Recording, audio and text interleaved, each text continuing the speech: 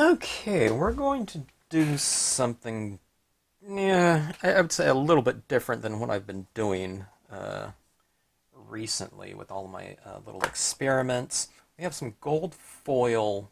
I don't know what that is. It's not cardstock. Is it paper? I don't know. There's some places listed as boards, but I don't know what it is. It feels like 100 pound weight cardstock. But anyways, it's gold foil. We're going to take some Brilliance ink right here. It dries on here, but it doesn't dry fast, okay? Now, one of the things I've been experimenting a little bit with on kind of these non-porous types of surfaces like this is, and incorporating the technique into it, are doing these reverse impressions into wet ink with a dry stamp, okay? So you stamp into it and you're removing the ink as opposed to transferring ink off of the stamp. All right, now I think that's, that I think there's a kind of an interesting possibility with that technique here. So we're going to see if there's kind of an application for it in terms of scenic stamping here. Okay, now you can't take this type of ink here and apply it to like a cardstock. It's just going to dry too fast on you, and it's not going to remove. Okay, so, but we don't want to use some sort of pigment ink on, a surface like this, where it never dries, okay? So Brilliance is one of those inks. You can use it where you would use pigment ink, okay? But this is all, you can also use it on, like glossy cardstocks and things like these foils, and it does, eventually dry if you let it air dry.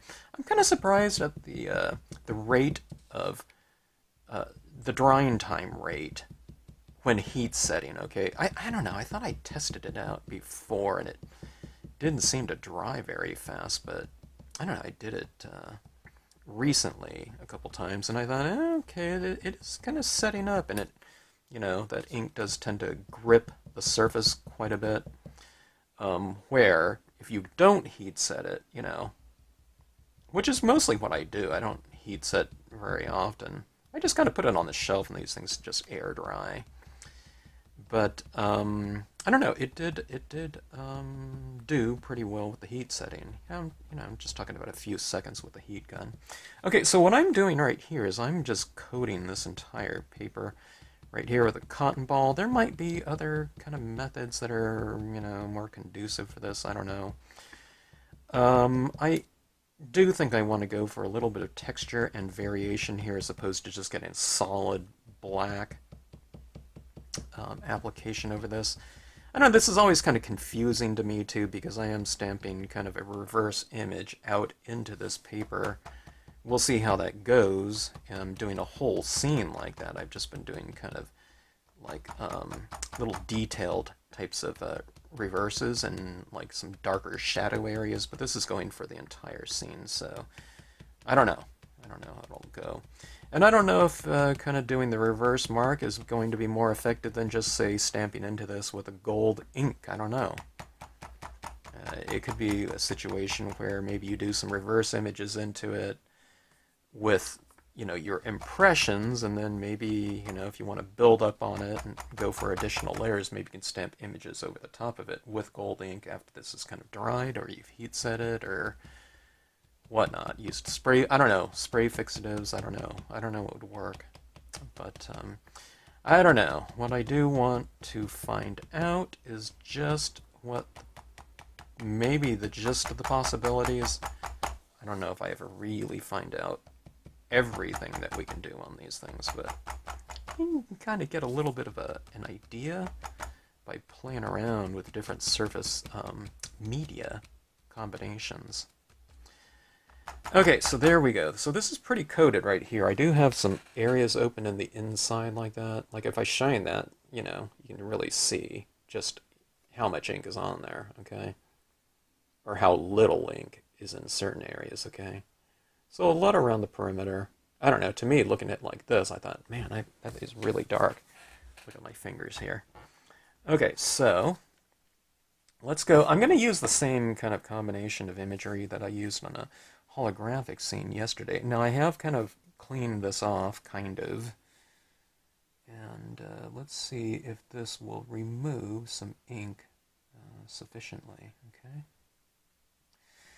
Stamping it down. It's kind of weird stamping something without ink. You know, it's like the absence of ink. You know, in order to remove. Okay. Oh, no, came off pretty good. See that right there?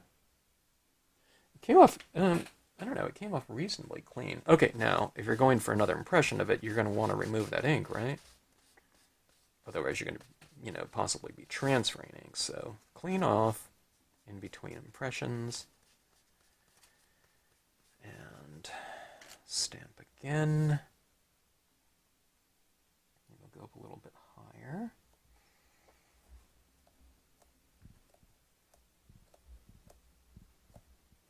I wouldn't say I've, you know, on this one right here, I'm not going to find kind of the killer application for this technique, just kind of playing around, but hopefully we can find some things that might look decent.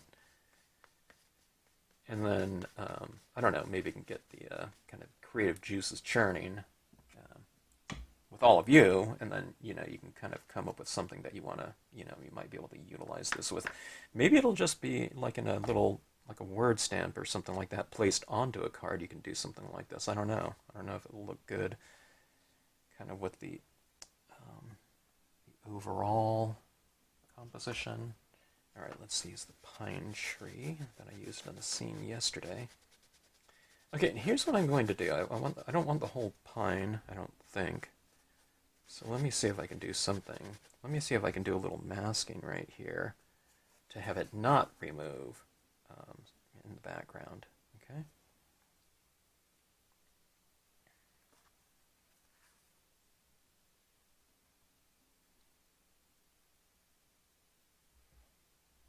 All right.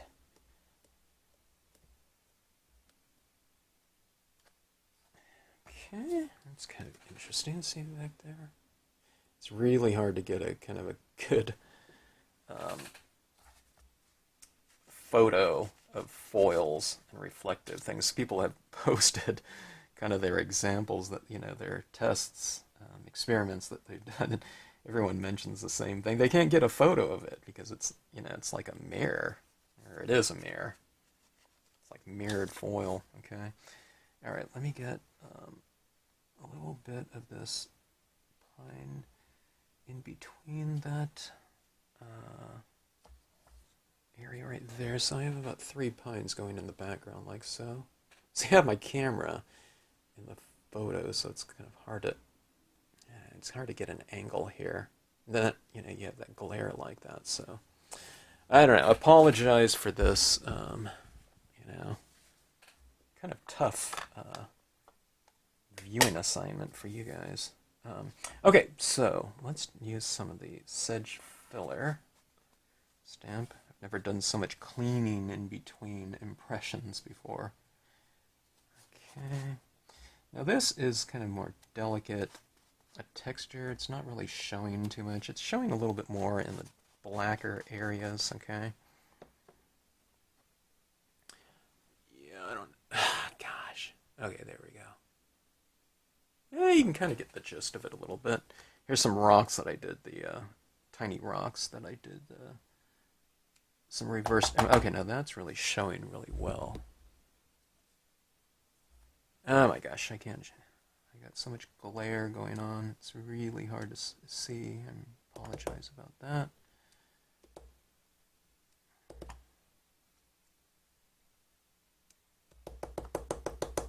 Okay, so there is that.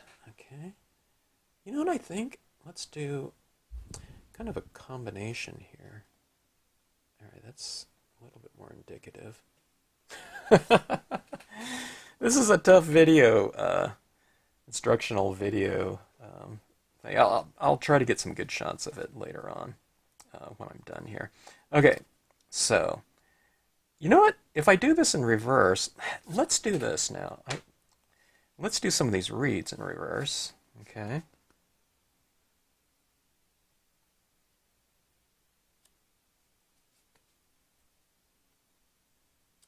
so doing some in reverse, okay.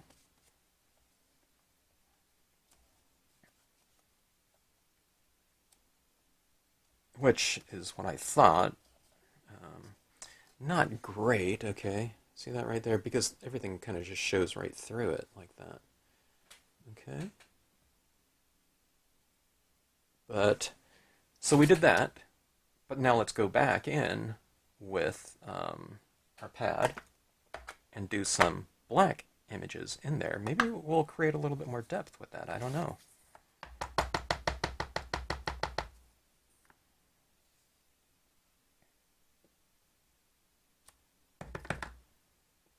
Ah, gosh, it's really slippery. You have to really be careful not to kind of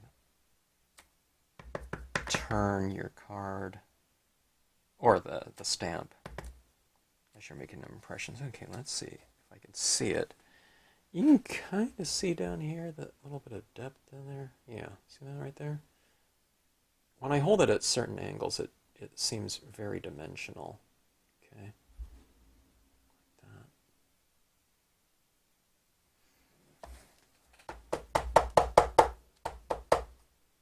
All right. I think that looks pretty decent there in terms of that black on gold reed image. So let's go for some overhanging tree limbs here.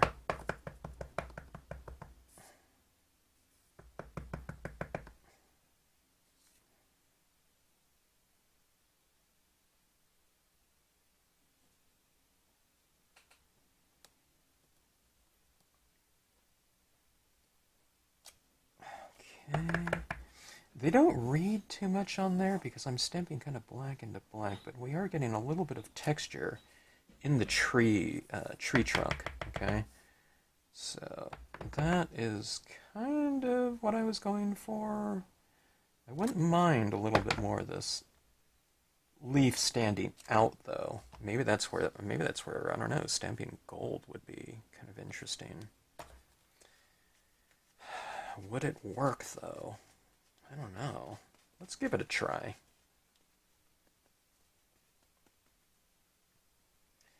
Okay, so if I'm stamping over this in gold ink, I think we need to heat set.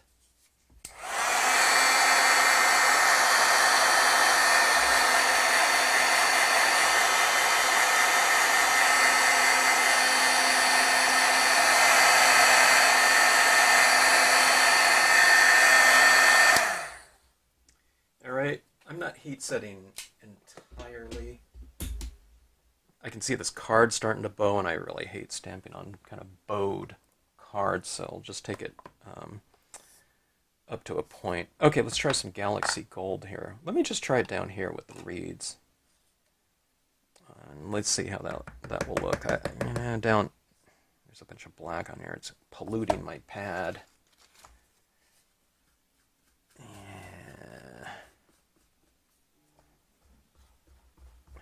Let's see. Let's get this reed cleaned out a little bit more. When working with thick pigment inks, it's kind of getting, oozing in around the sides.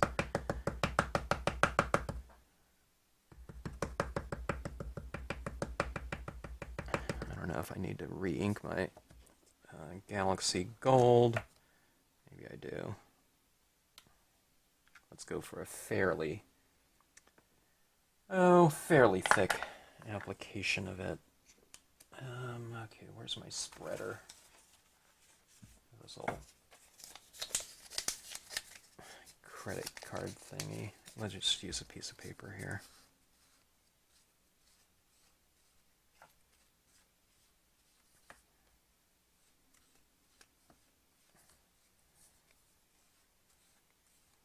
It's almost too thick. It's really built up on that pad. All right. It's kind of a slather. This is going to be really tricky to stamp it down here. Okay. Just kind of make sure you don't, just be careful when you're applying. Yeah, that looks pretty good. It looks pretty good except for the super, super juicy application. You know, it's a little blobby. Okay, that looks decent there. Okay, so since that showed up pretty well, we're gonna have to do that in the leave stamp hanging above too. Otherwise, it just shows up too much. We need to create a little bit of balance in here.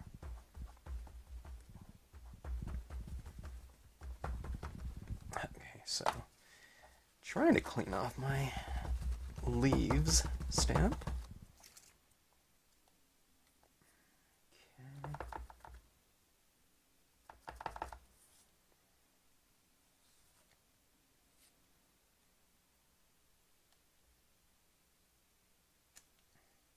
Now, I don't know. I mean, it could, maybe we should just be stamping gold on dark cardstock as opposed to doing a reverse impression into gold with all that, black pigment ink applied. I don't know.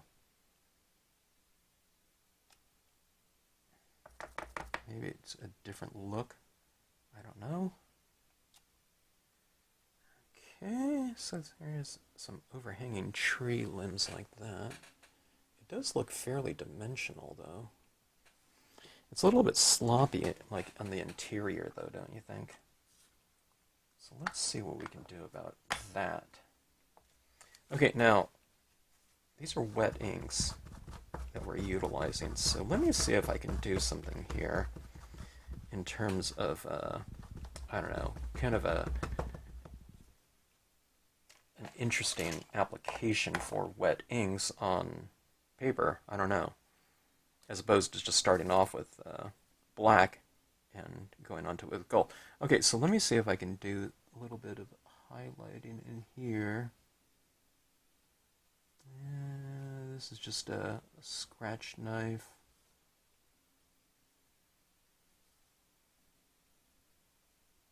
And where I would add in some highlights, I'm kind of doing some interior removals of ink. This is kind of just, you can see it's just kind of removing. I'm not really scratching away into the paper. I'm just kind of gliding it along the surface, removing some additional applications of ink. See, I get a lighter gold, okay, by going over it because it's really removing that black quite thoroughly.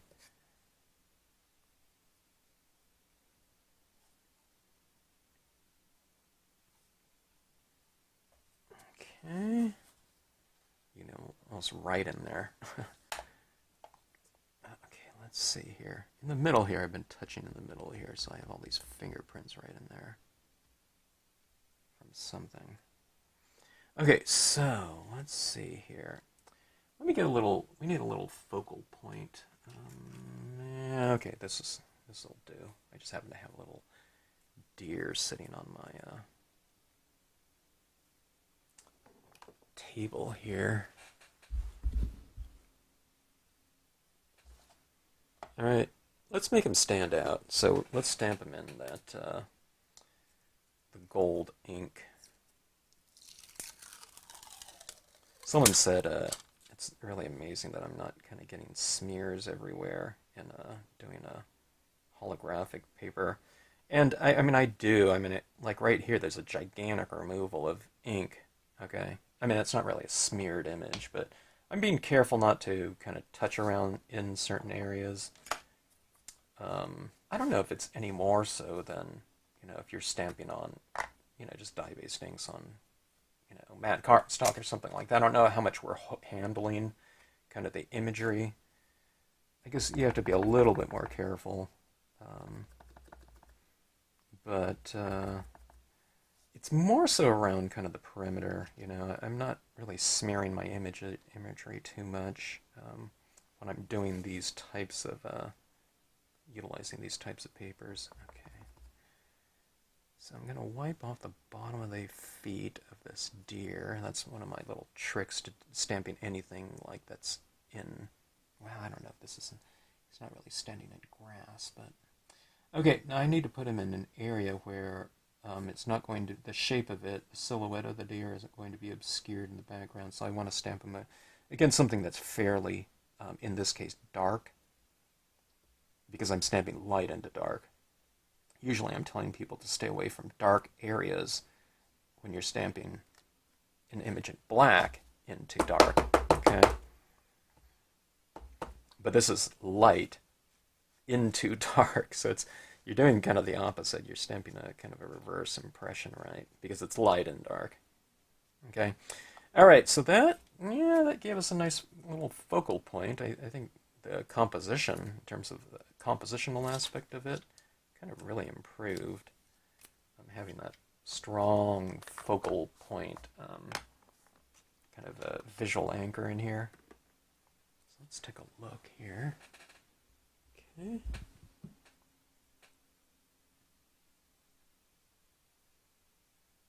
I think we've achieved, I don't know, a decent amount of depth and space, but what I'm always doing,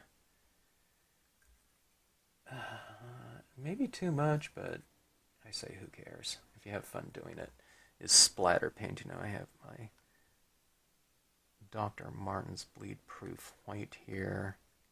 I don't know, when I'm doing these foil pieces, sometimes, even though the things do get fairly textured and, kind of interesting from a visual perspective, sometimes it needs a little bit of brightness, depth, and, I don't know, just some other form of excitement in here, okay? All right, let's see what we can do here. I'm just doing a couple bristles at a time, okay?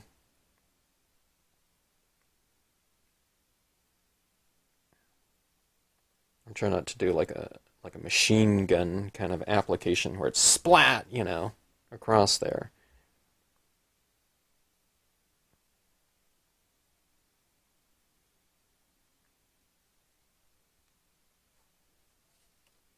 I don't know what this is. I guess it represents snowfall or something like that. To me, it could be that, but to me, it's just, I don't know. To me, it's just texture, whatever people want to think of it as, or whatever people see it as. Well, then that's what it is for them. Sometimes if it's during the day, it's like some pollen or something like that in the air. All right, so that is that. Okay. Maybe it's too much. I don't know. It does stand out quite a bit, though, doesn't it? That white. I don't know. Fairly decent in terms of atmospheric. I do think that you can get a decent amount of depth in these types of pieces, scenes, where you're really not working with very much in terms of a strong depth of field. I'm not doing like 5 layers of dye-based colors or something like that, where they're really light to really dark, anything like that. But I don't know. You can do little things in kind of a shallower field, okay? Reverse impressions or something like that. Little bit of a brighter impression in terms of the foreground here. It would have been cool if I can get that amount of brightness just by doing the reversed add impression, but I don't know. I don't think I could, because it's inevitable that some of the black is going to remain on the surface. But maybe you utilize that for your own advantage. So those images that are reversed out, where you've removed the ink, they're darker so that when you do stamp something in the gold in the foreground like that, it looks much closer to the eye and pushes, the depth of the piece. Even though that deer is stamped in the same color as that, we really needed that to stand out. If that deer was like this darkness, it would just, it would be too dark for the overall composition to be the focal point. All right, so see this is one of the things with the gold foils and whatnot. When you hold it at different angles, of course, it's like a mirror, so it's going to be really reflective, and it changes the character of the piece. There I am in the piece, but yeah, I don't know, kind of fun stuff. Anyways, Reverse impressions. I don't know what reverse impression scene or whatnot. A lot of things to learn about it and to kind of get the gist of it, but I think you can get a pretty decent looking piece. I don't know, just playing around with it. Here's the thing. If you don't like, well, this is before I, splatter painted it, but if you don't like this, and maybe before heat setting, you can wipe this right off the foil and it'll come right off. But it will set up over time. I mean, I could heat set this too, and it will, start to kind of expedite the entire drying process, which is fun. But I don't know, kind of nice, rich, and atmospheric, in relatively speaking, in terms of a shallow depth field right there. The white ink, the white watercolor paint, I think adds to it a little bit. But I don't know. Other things to consider in terms of some possibilities and some other techniques that you can use if you've bought some of this gold or silver foil, or some of the holographic papers might be able to utilize this kind of reverse impression type of look. Alright, so anyways, hope you enjoyed it. Thanks for watching. If you enjoy this channel, please hit the like button.